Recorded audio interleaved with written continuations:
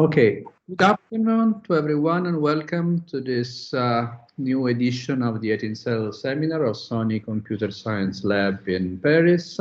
Today we have the great pleasure to host the seminar by one of the researchers of Sony CSL Paris, Alessandro Londei, who will tell us something about AI tools to face the COVID-19 pandemics, but also to check how it's possible to mitigate the impact of COVID-19 through non-pharmaceutical interventions. Alessandro Londei is a physicist by background, but is also an expert in machine learning and artificial intelligence. And this work actually we started also together almost a year ago. And the idea was to check whether it's possible to apply these kind of tools to predict the efficacy of non-pharmaceutical interventions, of course, before the vaccine was available, and still now, since the vaccine will not be effective for a few months yet. So thanks a lot to everyone for being here. Alessandro, thanks a lot for accepting this invitation, and the floor is yours. Thank you. Thank you very much, Vittorio. I want to thank you all for attending this seminar. As Vittorio said, I'm going to talk about some kind of evaluation of the effectiveness of government interventions on COVID-19 pandemic. We started this work, more or less in March 2020.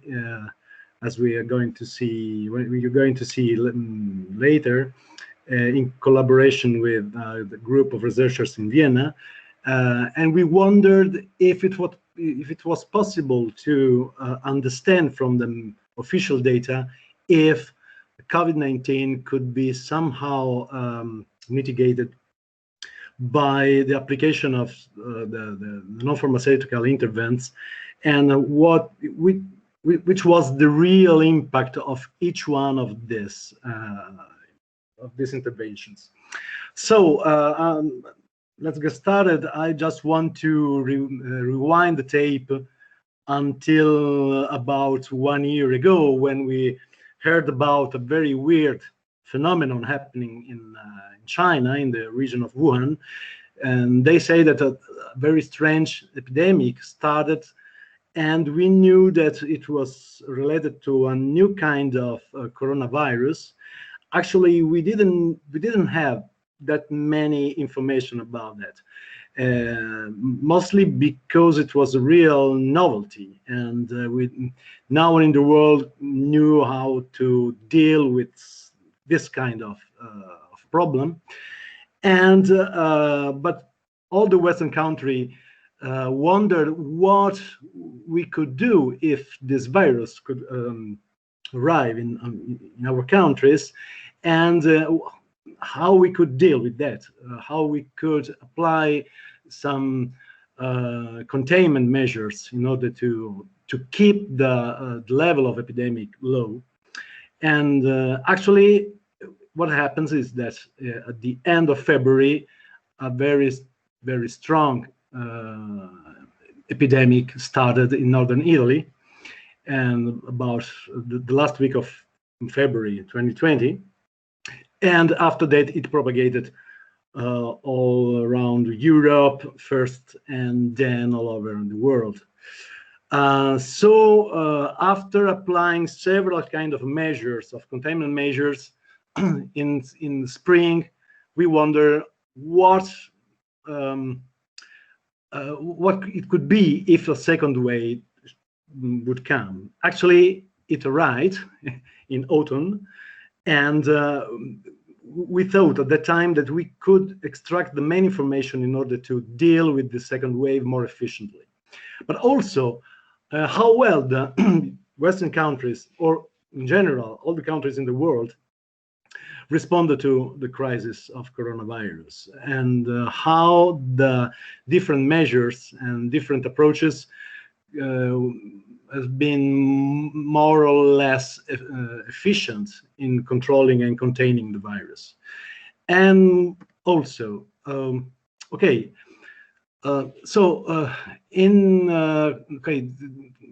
this sheet is concerning the November 2020. Actually, we had the new second wave, and actually we tried to understand if our previous methods have been really efficient and useful to reduce the effect of the second wave. And in general, we know that an epidemic can be considered more or less extinguished if in a country there's an herd immunity about of 60–70% of the population, the whole population. And actually in November we were really very far from this, because less than 5% of population have been infected. Also, at that time we hoped to have an efficient vaccine. Actually, now we have it, but still we know that we have to wait for at least a couple of years in order to reach a full herd immunity. Not only, we are not real sure that it's a real immunity, because we don't know how long the vaccine is effective, and if there could be some other kind of mutations of the virus that could make the vaccine no more effective. So the only tool we really have in order to contain the epidemic is what we call the non-pharmaceutical interventions. It means everything a government can apply in order to reduce or to contain the expansion of the virus. So in March, we decided, in collaboration, as I told you, with CSH Vienna, which is the complex system hub, directed by Professor Stefan Turner, to collaborate and to try to use a new database they were collecting at the time concerning several countries in the world, and trying to approach the problem starting from 4 different and independent methods. They are depicted here: case control, lasso regression, random forest, and transformers. And relying on the results we could obtain by applying these methods, compare the results and check if we could somehow disentangle the effectiveness of the different measures, which of course are very correlated to each other, and see which are the more effective and the more useful and less dramatic in their application. So let's start from the database.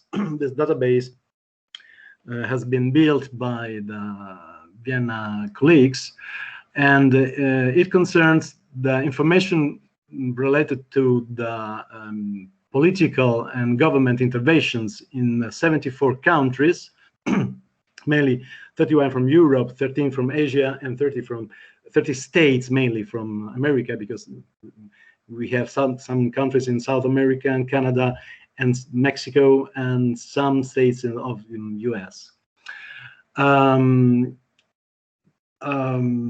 Next to that, we have a lot of say measurements in NPIs that have been collected and described in a temporal fashion, and all these measures have been classified in 8 main categories. The main categories on the left is L1. Each one of them is a sort of container which contains several measures that more in detail belong to that kind of group. For instance, in this case, the travel restriction group contains airport restriction, border restriction, or state lockdown, or national lockdown, and so on, and so forth. And each one of them can be furtherly subdivided by some more specific measures contained in an L3 levels. But in order to keep homogenized all the database and having a sufficient amount of information for each country, we focused on L2 group, And so we dealt with 53 L2 measures in total. So in general, measures are considered as a description, a binary description. So over time, in the x-axis describe the time, we have that a measure can be 0 all the time, like the first one. It means that for that country, it never been applied, or always 1, like closure of educational institutions for this country, the second row, because it means that the very first day it was already applied, or something in the middle, like the others, which are 0 until a certain date, and then it switches to 1. In general, we are going to talk about epidemic age measured in days. Epidemic age means the number of days after in a country there were at least 30 positive cases, because this is the rule in order to calculate a very important parameter that we will see later. So this is in general how the database is structured. In this case, this is the Japan case. For each day, we know how many new positives there are over time, and all the vertical dotted lines describes a certain kind of measure applied on that day. The colors are related to the L1 group. So in general, we had more than 6,000 hierarchically coded NPIs implemented in 74 territories. So a very important parameter we have to take into account is what we call effective reproduction number, or R of T is very popular in these days. And it's a special parameter that describes in average how many new positives can be next to an original positive. So how many person a positive one can infect. And this number can be estimated by considering the daily amount of new positives in a country. For in this case, this is the case of Italy that started at the end of February. Then we had a peak around the end of March, and then there is decreasing. By using an algorithm coming from the epidemiology and called SIR, we can evaluate this parameter. The R of T in general can be considered as informing that the epidemic is growing if it's larger than 1. It means that in this case, the epidemic is growing at an exponential fashion, and the exponent is related to R of T. If it's lesser than 1, it means the epidemic is going to mitigate over time. So 1 is our reference number in order to take into account what's going on with an epidemic. And the algorithm we use to estimate this value is called epistem. There is a link where you can find information about that. So this is the problem. We have a bunch of countries. Each one of them is described by a given R of T evolution, and mainly all of them behaves very similarly. At the very beginning, the R of T is very high because the epidemic is expanding very, very quickly. But over time, it tends to decrease because of the measures that are applied by each government. But as you can see, there are many fluctuations and many different behaviors given. This is our hypothesis given by the NPIs, the applied NPIs, and the timing of the application and the order of application. So I'm going to go into some details of the 4 methods in order to have a general idea of what we've done. So the first one is called case control. It's a sort of linear regression analysis, and it's based mainly on comparing two different countries in the same conditions, but which are different concerning one single measure. It means that if two countries can be described by the same set of applied measures, but one, the difference of the R of t by comparing the countries in the correct timing way, we can extract the information about how much R of t is decreased when a given measure has been applied. So the linear regression is based on several variables. Some of them are meta variables or social variables, as for instance the total population and density for each country, and another variable is the epidemic age of a given measure, the adoption of that given measure, and the matching of the countries, as I told you before, is made when two countries are in very, very similar conditions. And this linear regression is built with the target of the difference of R of t between the two countries. The second one is called the lasso regression. It's a very simple, in brackets, very simple linear regression, where a given measure is described, as I told you, with a theta function, a binary theta function. So the main question is, can we overlap several theta functions in order to find a model that corresponds to the real evolution of R of t? So the hypothesis is that R of t is only depending on the description of the measures. This is the main equation, and theta is the Heaviside or binary or step function, as you want to call it. And this is the minimization function.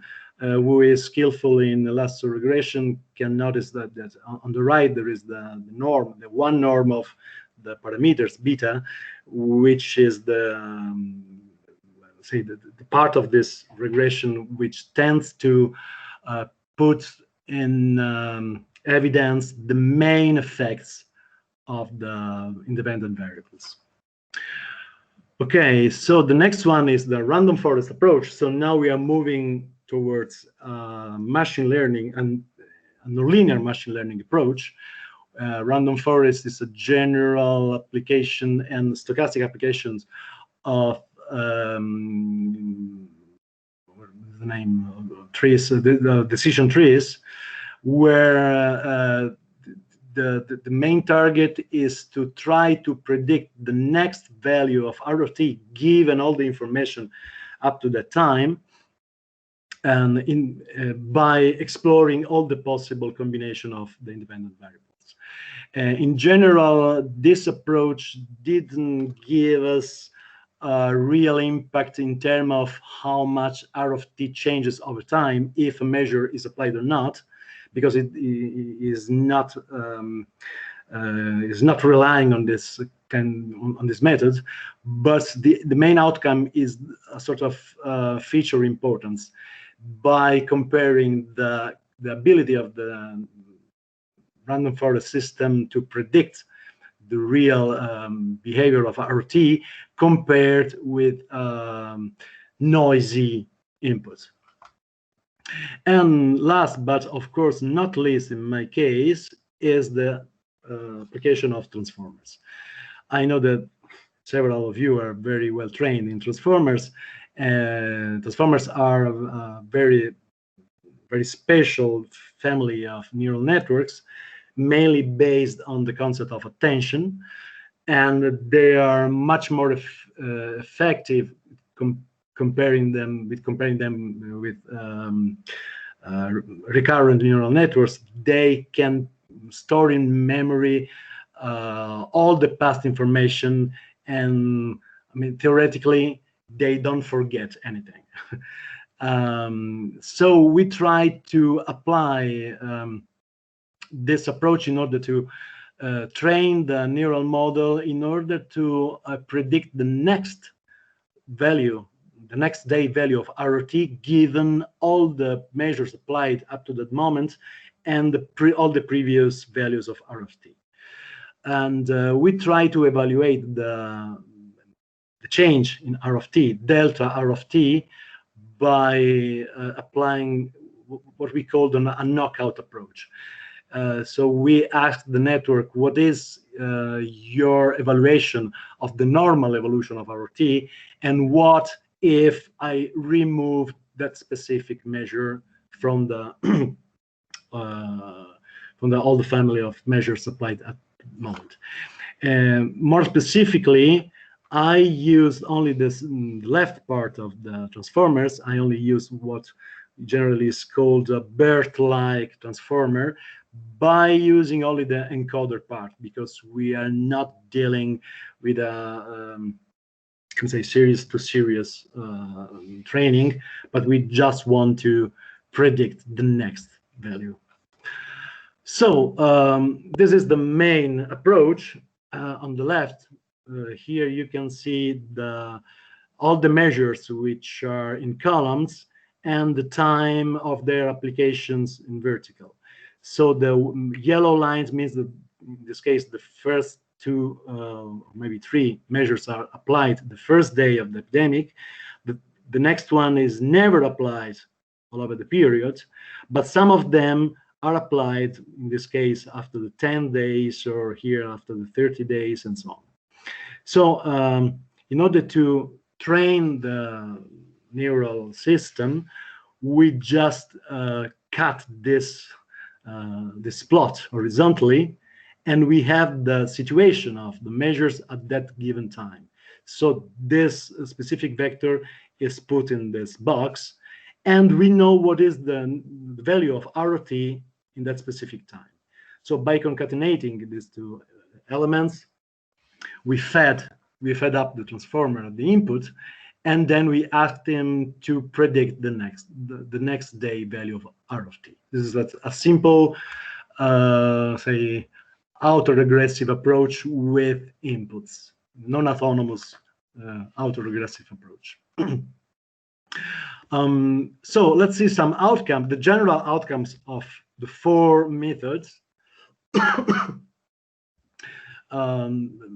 led us to this evaluation. So we were able to make a real ranking of measures by checking the overall score of the four methods by weighting all the results we got from the four methods and seeing the amount of consensus between methods. So the first row says that the small gathering cancellation is possibly the most important measure that can be applied in this case, with 82% of score.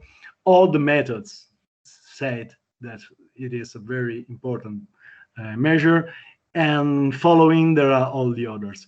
Of course, when the consensus is lesser than 4, you can find that maybe the score can be higher, but not all the systems, not all the approaches gave us the same information. In this case, for instance, for mass gathering cancellation, the lasso approach was not significant at all.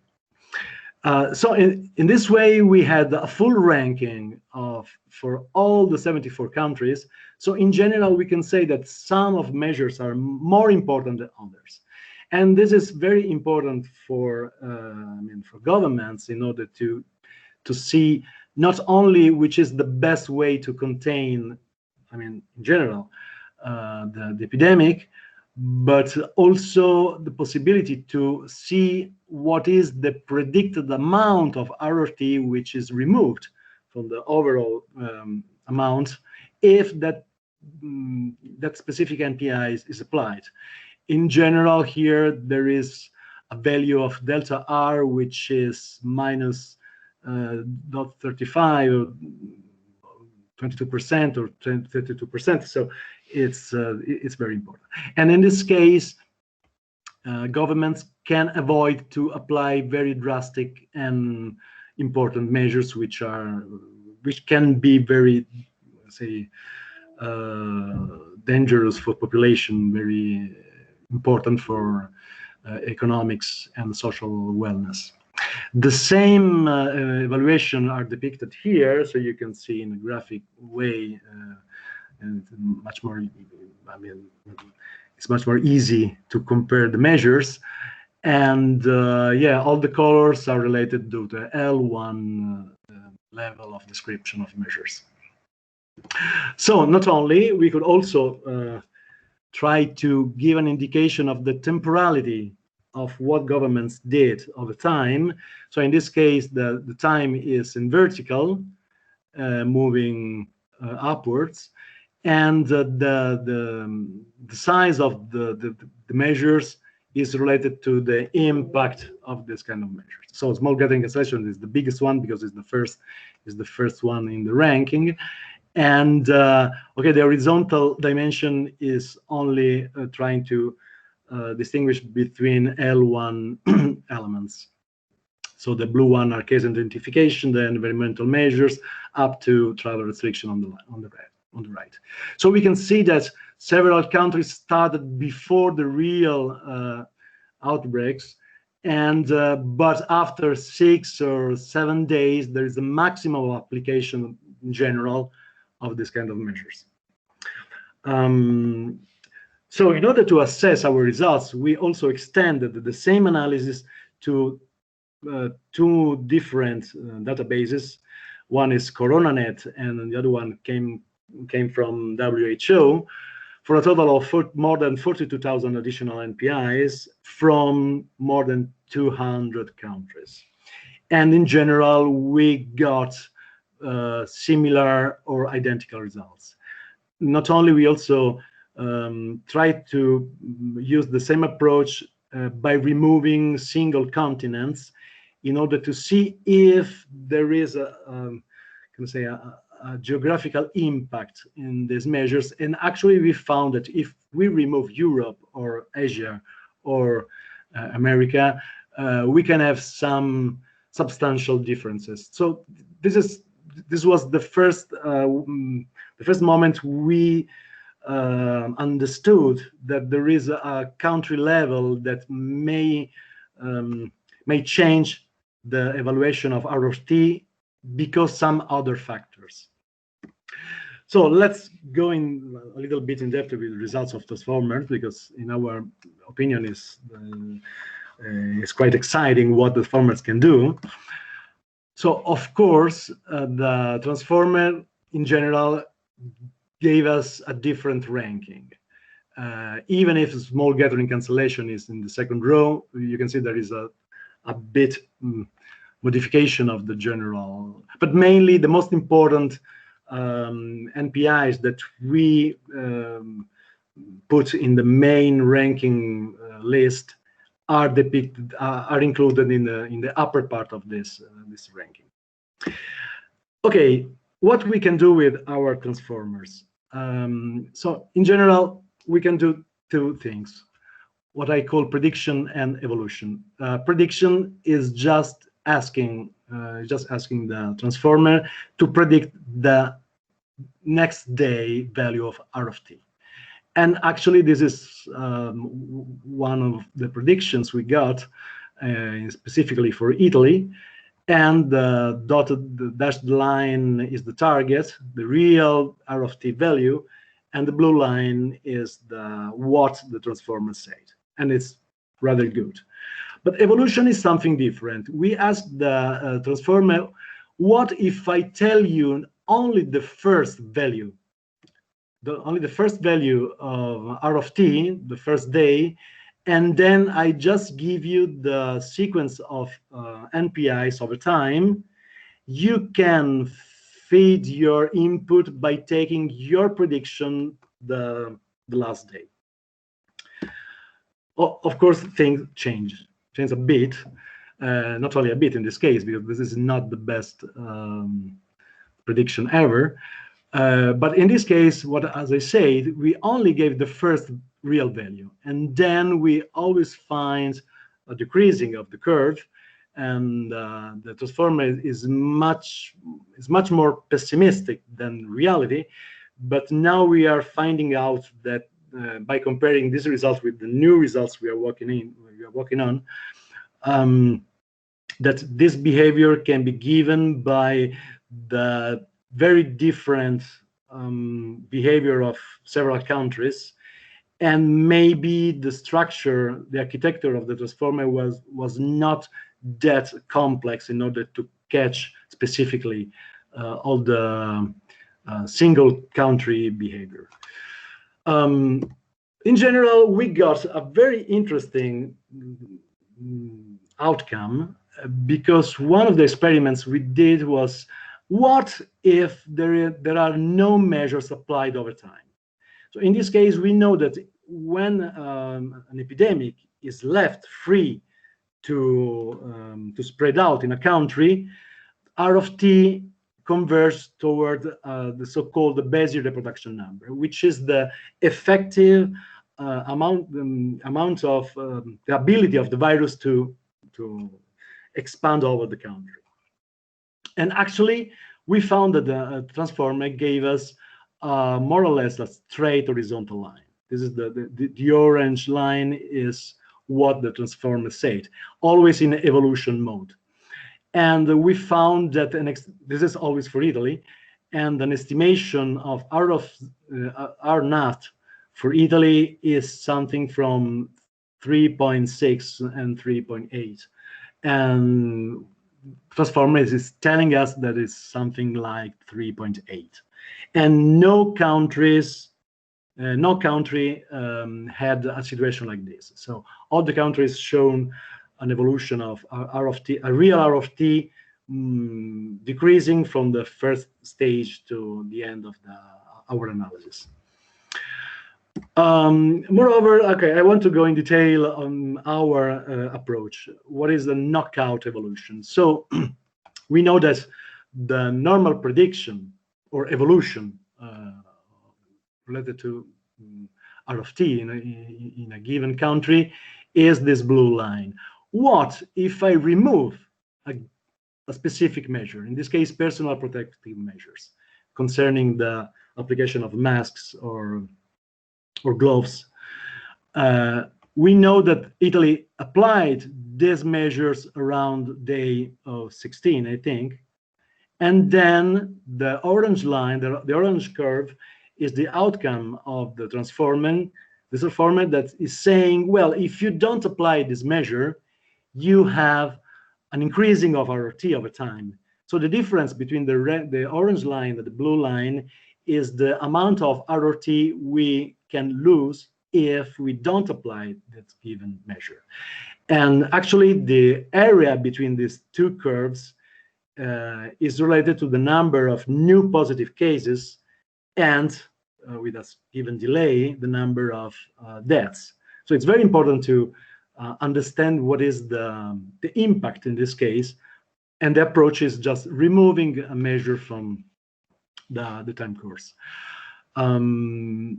Okay, so we got more ambitious and said we could apply a more general what if approach. What if means, what if a given measure is applied one of the possible days of the epidemic?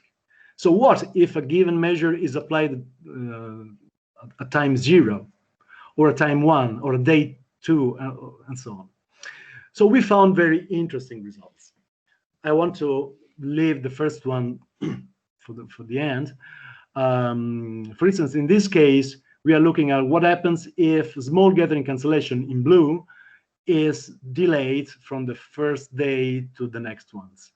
And as you can see, the impact of this measure decreases over time because it tends to be a little bit more close to 0, so increases in geometrically speaking.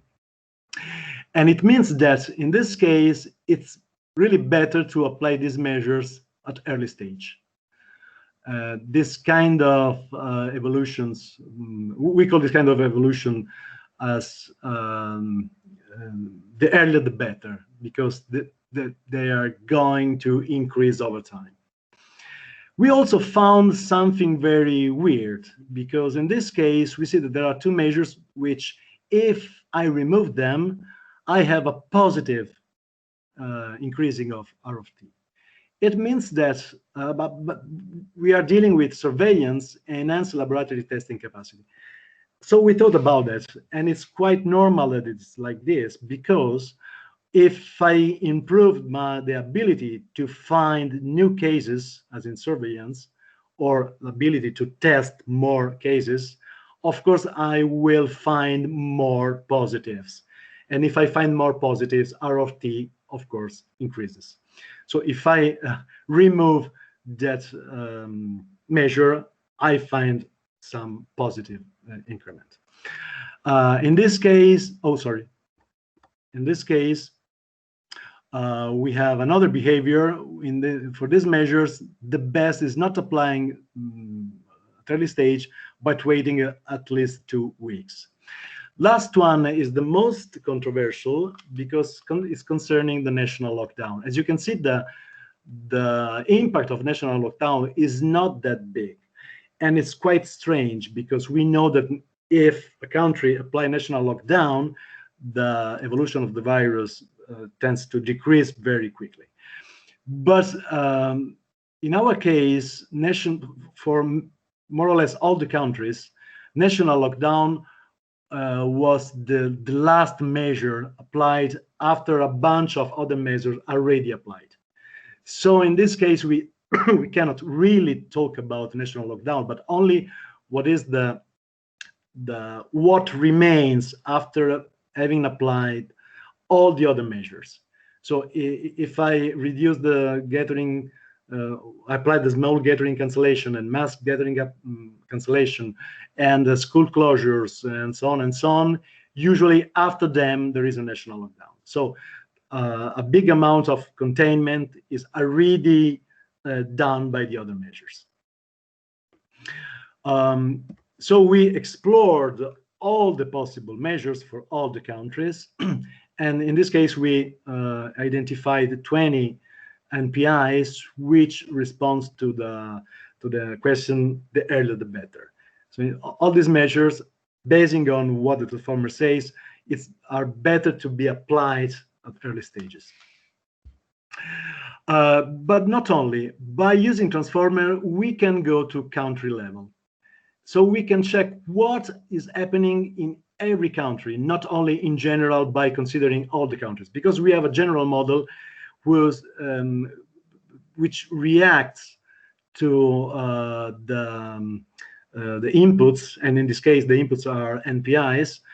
And so each country is somehow described by the sequence of applied NPIs over time.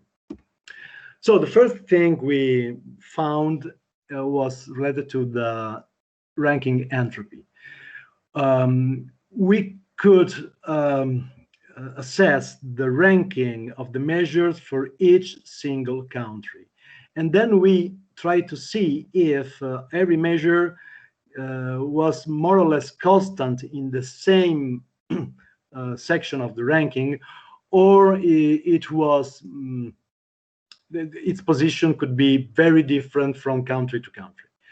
Of course, if a measure can change the position on the ranking, if I change country, it means that that measure is very much depending on the specificity of the country.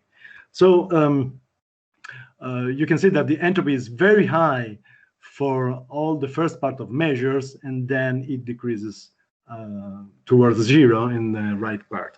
We compared this entropy, normalized entropy, with an entropy where the measure had been fully shuffled in order to check that this picture is not given by chance. So after that, we knew that each country can use the measures, or used the measures in a different way, and it's mainly depending on the timing when the measure has been applied in general. Not only, we could also ask the transformer, what happens if I apply a given measure in a different time, and what happens to the general evolution? In this case, I'm showing you the small gathering cancellation measure for Italy, and the orange upper curve is the evolution of R of t if this measure is never applied. But if I apply it day 0, we have an evolution which is much lower, or at day 10 or 20 or 30 and so on and so forth. So you can see why small gathering cancellation is very important to be applied at the early stage, because we can obtain all the difference between the full removal and the application over time. The difference, once again, the difference between these curves is related to the number of new positive cases and new deaths. So all the information I talked about are described in the paper we published on Nature Human Behavior. And here there's the link. You can read it, and you can download also the second document concerning all the details. And yeah, thank you. That's all. Oh, of course, this work has been done not only by me concerning CSL, but also Vittorio Loreto. He was a very important and crucial colleague in order to do all this work. Thank you very much for your attention. And if you have questions or comments, I will be pleased to answer.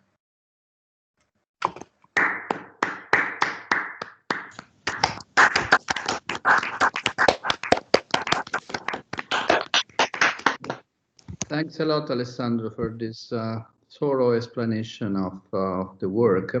I know there are already a few questions lined up. I leave the authors to ask directly. I guess Vito can go first. Vito Servideo. Yeah. Hello. No, my point is that some measures. Vito, we cannot hear you very well. Yeah. Hello. Now? Hello? Yes, slightly better, yes. Okay, I can check. No, in some specific countries, some measures were applied simultaneously. Did you have a way to disambiguate in this case? Sorry, I cannot hear you very clearly. Perhaps I can repeat the question if you can hear better. So Vito is saying, I mean, that for each country, there were at the same time, the same day, several measures applied at the same time, okay, and whether we could disambiguate this actually, but this actually is not a problem. But Alex. Yeah, actually it's not a problem, because in general we know that in some other country the same measures have been applied in different times. But yeah, this is a crucial point somehow, because we had to deal with measures which have been applied before we had the 30 positive cases, so before the day 0 of epidemic age. So we had to consider that measure as applied in the first day, even if it was applied, it have been applied several days before. But in general, the disambiguation is a matter of how the transformer is trained, and how much that specific measure is distributed all over the countries in terms of time. Thanks. Since you're there, I mean, Vito, there is also a second question you wanted to ask. You want me to go for it, or you go for it? Yeah, please do it if you. I mean, no, just now it's better. Your audio is better. Yeah, not bad. Okay. No, the other point was actually, since the virus is mutating, also R0 is changing. Do you plan to track this kind of change? No, actually we cannot, because okay, first, now we are dealing with the new data until the end of the 2020, but still in England the mutation was barely started, and but of course I mean the ability of the network to understand R0 is related to a very say common feature of all the countries. So we never inject this information specifically. So we would need some other database where all the countries involved are experimenting these new mutations. But at present, we don't have data about that. Only for UK, but only for a few days. Thank you. Then there is a question from Ines. Ines, you're still connected? Yeah. Yes, I'm here. Can you hear me? Yeah, please. Please. Yes, first, thanks for your presentation. It was very interesting. And you mentioned in the beginning very briefly how the dataset was created. And I wanted to know if you could just develop more how the L1 and L2 categories were defined. Like, were you expecting those categories, or did you extract them from, I don't know, some topic modeling algorithm or something like this? Okay, well, I think not. I mean, I didn't deal with this kind of problems because there was a subgroup in Vienna who built the database, but of course they did an activity to organization of data and to what can I say, and to evaluate, basing on their experience, if a given measure was really applied, fully applied or not, just by selecting the most important events for each measure. For instance, if I say that I cancel gatherings cancellation just in one town, they didn't consider that as a national measure. So no, I think that mainly there is a human work behind that. There are no real algorithms to translate from the government information to our database. Vito here again. I can partially answer this question. Oh, yeah, please, sure. You're in Vienna, yeah, sure. Yeah, because I contributed the database by analyzing Indonesia. Okay. And what I did in that case, and this was commonly done also by other colleagues, was to refer to Wikipedia first, the Indonesian version of Wikipedia. And then there are references regarding the news that are reported. Then you click on the link and you go on the newspaper. And then you use Google Translate to make sense of what is there. So actually you have to read the news that it's in the newspaper. And then there was already one person, Amelie, who provided us with a list of L1 and L2. And we didn't have so many choices I mean, if there was something very new, then we could report it, and she would include this in the L1 or L2. Otherwise, this was how we proceeded. Yeah. So in general, it was a human effort. Yes, definitely. I can perhaps add that actually this is not the only database available on the planet now. There are many of them. Perhaps, 4 or 5 are really reliable, but I can also say that, this level of hierarchical structure for measures is not uniform across different databases. So basically, if you want really to have a reliable database, you have to go through, a problem of homogenization of all this data, which is not even done by the WHO. So it's still, it's very troublesome, to make sense of all this data for a long period of time. Of course, there was a peak of activity during the first wave, but now, everything faded out a bit. So one has to go there and try to recover, the best database available for a specific period. So is there any other comment or questions? Hello, yes, I have one question, Alessandro. Yeah, is it me? Yeah, thank you very much. It was very interesting. I was wondering whether you also looked at how efficient a particular measure is from the viewpoint of how much it costs to society.